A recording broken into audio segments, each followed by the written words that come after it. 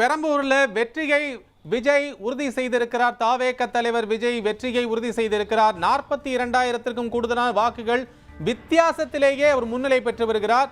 இதுவரைக்கும் எண்ணப்பட்ட வாக்குகள்ல 95,479 வாக்குகள் பெற்று முன்னிலை இருக்கிறார். ஸோ டிஃபரன்ஸ் மட்டும் பார்த்தோம் அப்படின்னா எண்ணப்பட வேண்டிய வாக்குகளை விட 45,000 வாக்குகள் அதிகமாக இருக்கிறதுனால அவர் வெற்றி பெறுவதற்கான வாய்ப்புகள் மிக அதிகமாக இருக்கு. வெற்றி முகத்தை நோக்கி நகர்ந்து கொண்டிருக்கிறார். ஆக அவரை எதிர்த்து போட்டியிருக்கக்கூடிய திமுகவுடைய ஆர்டி சேகர், அதே போல பாமகவுடைய திலகபாமா எல்லாருமே பின்னடைவை சந்தித்திருக்காங்க என்பதை பார்க்கின்றோம். இப்போ நீங்க சொல்லிட்டு இன்னொரு என்ன பார்த்தீங்கன்னா திருமங்கலம் தொகுதியில் ஆர்பி உதயகுமார் தோல்வியை சந்திச்சிருக்காரு.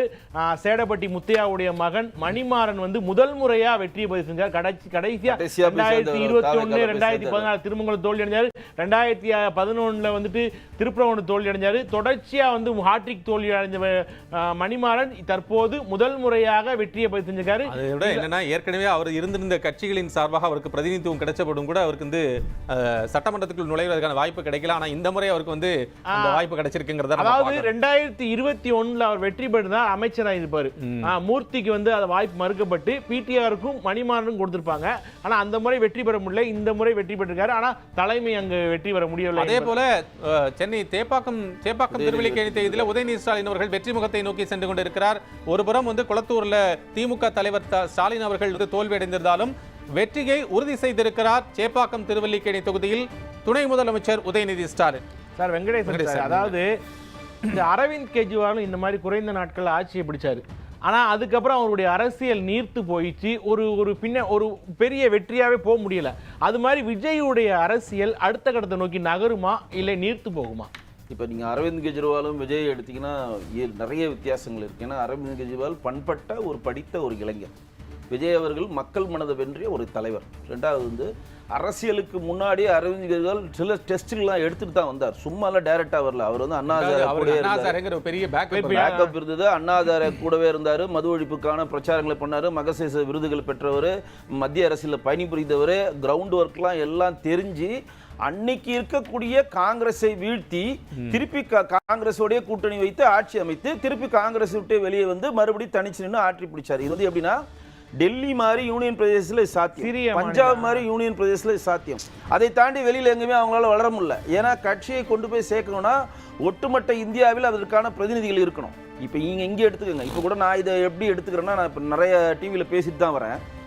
விஜய் அவர்களுக்கு கிடைத்த வெற்றினா விஜய்க்காக கிடைத்த வெற்றி மாதிரி இங்கே கட்டமைக்கப்படுகிறது. இது விஜய்க்காக கிடைத்த வெற்றின்றது ஒரு 50% தான் நான் எடுத்துப்பேன். மிச்ச வெற்றி என்னன்னா, முன்னாள் முதலமைச்சர் மு.க. ஸ்டாலின் அவருடைய ஆட்சி அமையக்கூடாது என்ற கோபத்திற்கான கிடைத்த வெற்றி.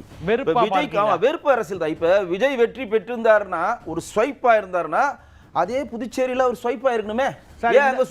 என்னன்னா ஒரே டவுட், இந்த உளவுத்துறை, இந்த கணிப்பாளர்கள் இதெல்லாம் சொல்றாங்க. அதான் சொல்றேன். இப்ப ஒரு முதலமைச்சர் ஒரு மாநிலத்தை ஆள்றாரு அப்படின்றப்ப அவர் கூட இருக்கிறவரு நம்மளுக்கு இந்த மாதிரி நெகட்டிவ் பாயிண்ட்ஸ் இருக்குன்னு கூட சொல்லல. அவர் இல்லங்க, முதல்ல புரிஞ்சுங்க. வெறுப்பு அரசியல் வந்தா அது ஸ்வைப்ல பெரிய தலைவர் சின்ன தலைவர் தெரியாது, எதுவுமே தெரியாது. காட்டாற்று வெள்ளத்துல அடிச்சுட்டு போயிடும். அது மாண்பு முன்னாள் முதலமைச்சர் ஸ்டாலின் அவர்களோ மற்றவர்களோ எல்லாம் எதுவுமே பார்க்காது. அந்த வெள்ளத்துல நீங்க மாட்டினீங்கன்னா யாரா இருந்தாலும் ஸ்வைப் பண்ணிட்டு போயிடும். அதுதான் ஸ்வைப்னு சொல்லுவாங்க. இது ஸ்வைப்.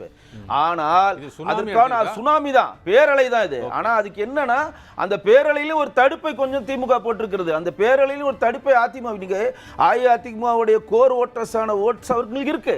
அதிமுக ஓட் ஷேர் நிப்பாட்டல. ஒரே ஒரு முக்கிய செய்தி வச்சு நம்ம பார்த்துட்டோம். கிட்டத்தட்ட 44,920 வாக்குகளை பெற்று வெற்றி பெற்றிருக்கிறார் விஜய்.